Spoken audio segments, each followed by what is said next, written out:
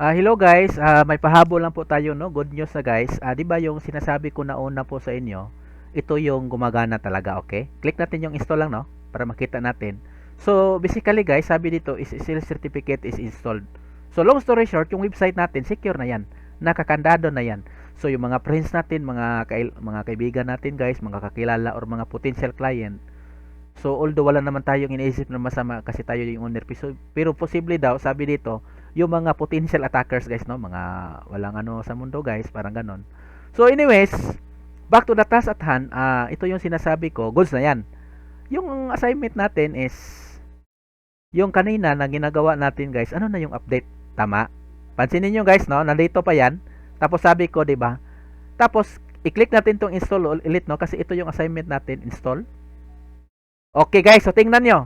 Sabi dito, di ba pula to kanina kung napapansin nyo talaga guys, no? Kung hindi nyo nakita yung part 2 dito, titingnan nyo talaga. Pansinin nyo guys, SSL certificate is installed.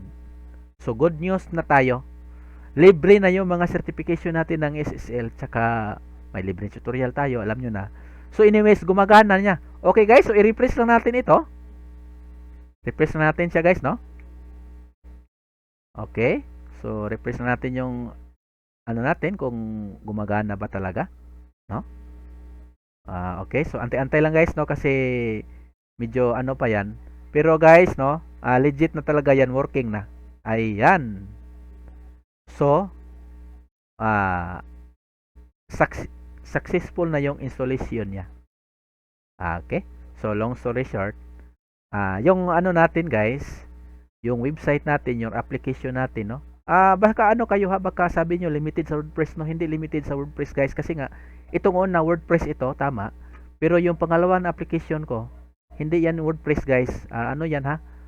PHP, may SQL lang yan, no? Hindi yan talaga WordPress. So basically guys, nakaano na yung application po natin. So i-try na po natin, no? Try lang natin. Kung hindi yan umipikto kasi bago pa, pero guys, legit mag-work na talaga yan. Okay? Antayin lang natin kasi nga hindi pa siya gumagana dito, pero basically pag ma-verify na yan, kasi it takes hours din kasi sa totoo lang guys, no, it takes hours din yan yung pag-verify niya talaga, pero legit guys. Ano na ha, yung website natin, yung application natin, secure na yan. Okay, so antayin lang natin. Hindi pa siya talaga makikita dito na nakakandado, pero magkakandado talaga yan. Okay, so para ganun po yun guys, no. So anyways guys, salamat po sa panonood ha. So kung may problema kayo, chat lang. Kung gusto nyo ng pre-domain na gaya ng ginagawa ko hosting, chat lang din. Pwede kayong magko-comment. Okay, so salamat po guys, no, sa panonood po.